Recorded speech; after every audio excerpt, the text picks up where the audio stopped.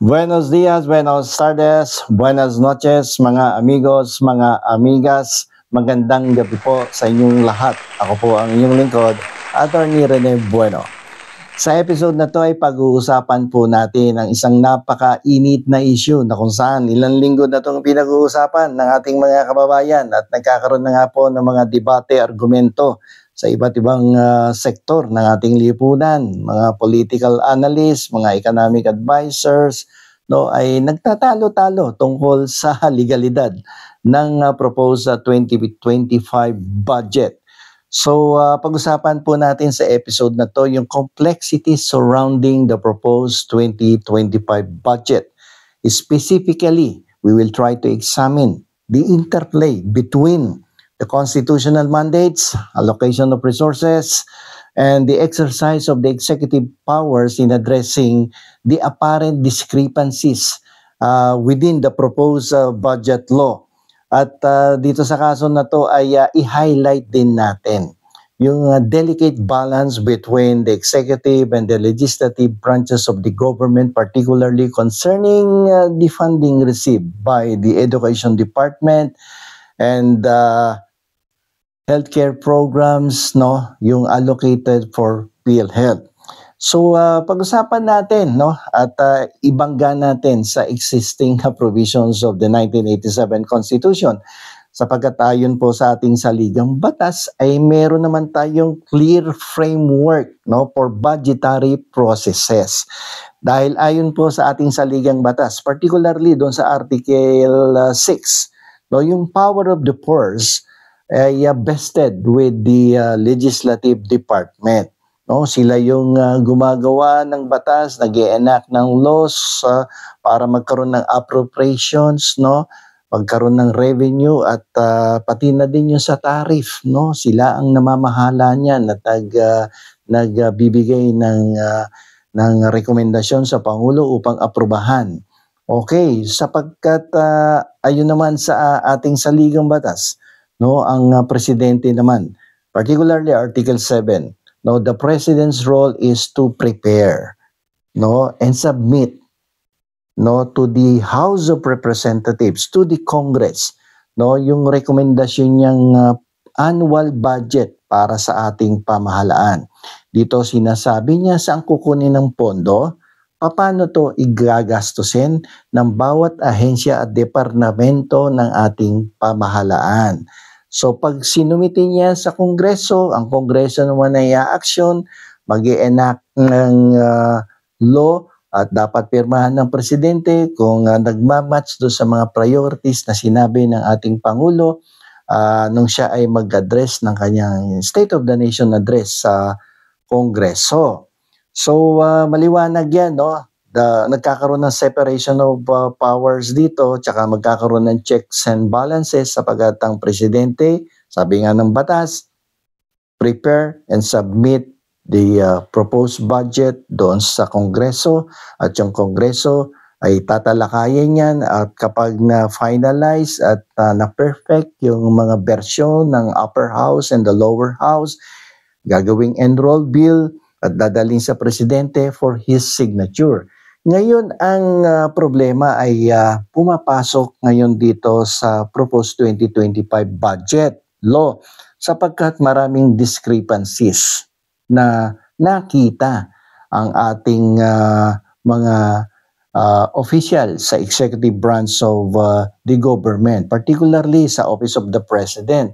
Nakita niya ng ating edukasyon ay hindi nabigyan ng pinakamataas na pondo sa ating pamahalaan. Ang sabi ng presidente ay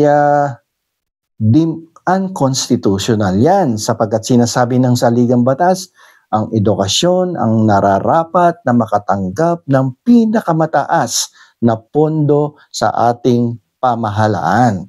Pero ang nangyari doon sa proposed budget law, ang nakatanggap ng pinakamataas na pondo, hindi edukasyon, kundi ang Department of Public Works and Highways. Pangalawa, sa nakita ng ating Pangulo, kung kahit hindi niya pinirmahan ang proposed budget law nung nakaraang linggo, ay nagkaroon ng zero subsidy para sa PhilHealth. mayroon pa ding violation dito ng konstitusyon sapagkat sinasabi ng ating saligang batas na dapat magkaroon ng priority sa mga healthcare programs ng ating pamahalaan. Kung tatanggalin mo ang subsidy sa PhilHealth, hindi lamang konstitusyon ang binabiolate, kundi pati na din yung batas na syntax law na kung saan inuutusan na ang 80% koleksyon na galing sa mga taxes sa tobacco, sa sigarilyo, at sa mga sweetened beverages katulad ng mga Coca-Cola, Pepsi, 7-Up, yung mga sito na yan, ay yung koleksyon ng syntax dyan sa mga produkto na yan, 80% dapat mapunta sa PhilHealth, no?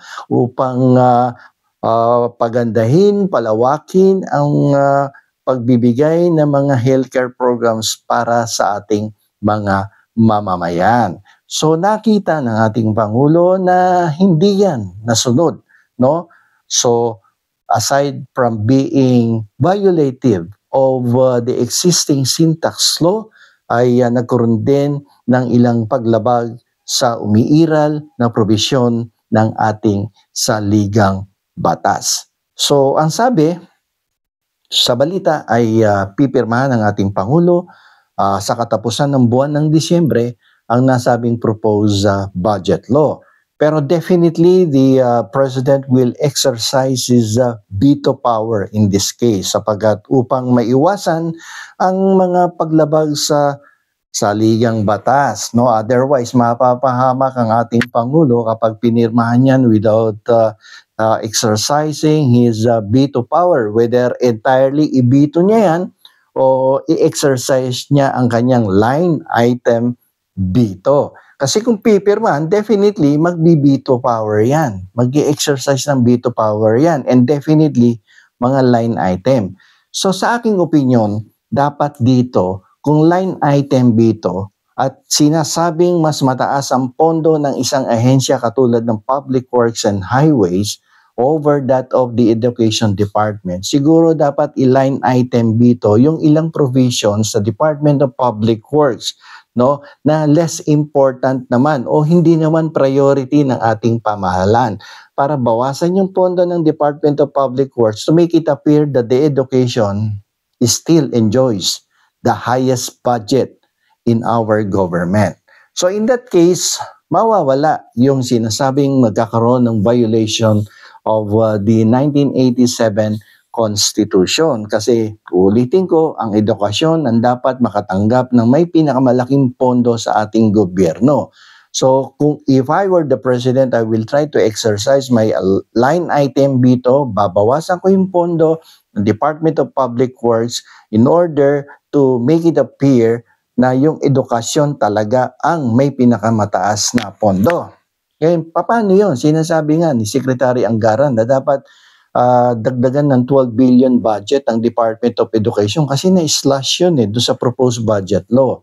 Pwedeng gawin ng presidente dito kapag na line item veto niya yung pondo ng Public Works tapos mas mataas na ngayon ng pondo ng Education Department, pag naibalik naman yan sa Kongreso at ipinatutupad na yung budget law, pwede naman humingi, no, mag-request ang ating presidente ng supplemental budget upang dagdagan ang existing budget ng Department of Education, no, and then they can justify it, no, regarding the necessity of additional budget for education because there is a need, no, on the part of the government na talagang itaas ang antas ng kalidad ng ating edukasyon. Considering yung advanced technology tayo, kinakailangan digitalize na ang ating educational system, no, sa ating bansa. So pwede yang gawin ng ating presidente in the exercise of his implied powers sapagkat ang ating pong presidente ay binibigyan ng implied powers ng ating saligang batas when he deems it necessary, no, that the additional budget is necessary in order to implement, no, the priorities of this Department of Education. Kaya pagdating naman doon sa zero subsidy ng PhilHealth, no, pwedeng gumawa ng paraan diyan ang presidente in the exercise of his implied powers. Kasi ayon po sa ating konstitusyon, kapag ang ating presidente ay nakakita ng pagkakataon na dapat gamitin niya na ang implied powers, ito pong implied powers ay not expressly mentioned in the Constitution. So kaya nga siya implied. Kapag merong talagang mga importante, priorities, emergencies dito sa ating bansa na dapat aksyonan ng ating presidente, ay binibigyan siya ng implied powers upang maipatupad ang mga programang kinakailangan upang mapagsilbihan at mabigyan ng priority yung general welfare of the people. And that is through the exercise of the implied powers of the President. Sa ilalim po ng implied powers of the President, no, pwede niya pong resolbahin ang ating problema tungkol dito sa zero budget allocation sa PhilHealth. At also pwede niyang strictly ma-implement yung sin tax law. Ang kanya po pwedeng gawing argumento ay yung sin tax law nga, na kung saan sinasabi dito sa batas na to na 80% ng koleksyon coming from liquor, tobacco, cigarettes, and sweetened beverages taxes shall be allocated to PhilHealth. This legal position will strengthen the argument of the President for a supplemental budget for PhilHealth, thereby ensuring that PhilHealth will receive its mandated funding in accordance with the sin tax law. Pangalawa, pwede din gawing argumento ng ating Pangulo yung provision sa ilalim ng ating saligang batas that the President has the constitutional duty to ensure the faithful execution of all existing laws, and this provision extends to the enforcement of the sin tax law, which will also ensure the mandated share of PhilHealth. Okay, maliwanag yan ha. At ang pangatlo, no, meron ding constitutional obligation ng ating Pangulo to promote the general welfare of the people.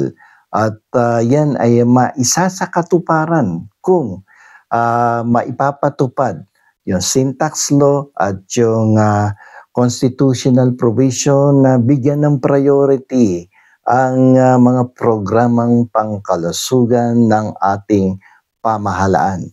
Yan po sa palagay ko ay ilan sa mga argumentong pwedeng i-adapt ng ating executive branch of the government before signing this proposed 2025 budget sa katapusan ng buwan na to. So hanggang dito na lamang po, sana po ay muli kayong nagkaroon ng karagdagang kaalaman tungkol sa ating saligang batas at sa mga pinatutupad na batas ng ating Kongreso, ng ating Presidente na may kinalaman sa appropriation at sa pondo ng ating mga ahensya at departamento ng gobyerno. So hanggang dito na lamang po, ito po muli ang inyong lingkod, Attorney Rene Bueno.